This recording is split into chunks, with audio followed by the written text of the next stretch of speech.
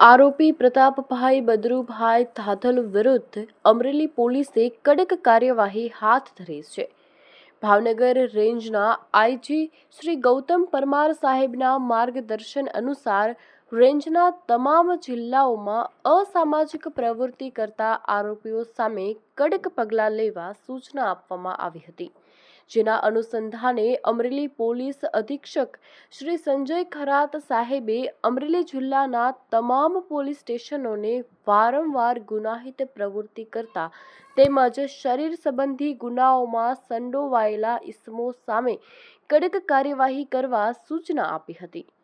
આ મામલે Babra police station વિસ્તારમાં ફરિયાદી ભરતભાઈ કનુભાઈ રાદડિયાના શોરૂમમાં ડીઓ લેટર આપવા બાબતે આરોપી પ્રતાપભાઈ ધાધલે ગાળો આપી જાનથી મારી નાખવાની ધમકી આપેલી હતી.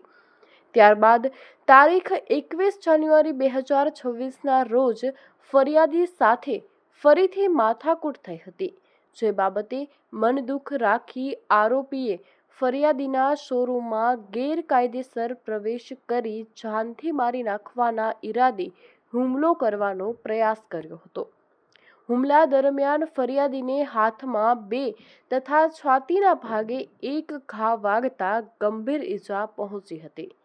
આ બનાવના અનુસંધાને બાબરા પોલીસ ટીમે પીજીવીસીએલની ટીમ સાથે આરોપીના રહેણાંક મકાનની તપાસ હાથ ધરી હતી.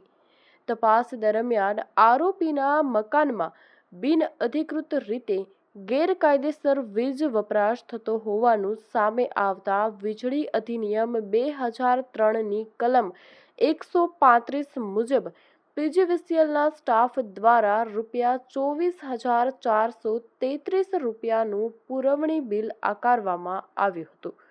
તેમજ ગેરકાયદેસર વીજ જોડાણ દૂર કરી મીટર જપ્ત કરવામાં આવ્યું હતું. આરોપી વિરુદ્ધ કાયદેસરની કાર્યવાહી કરી વધુ કડક પગલાં લેવા અમરેલી પોલીસ દ્વારા કાર્યવાહી ચાલુ રાખવામાં આવી છે. રિપોર્ટર ફારૂક બિલખિયા, અમરેલી.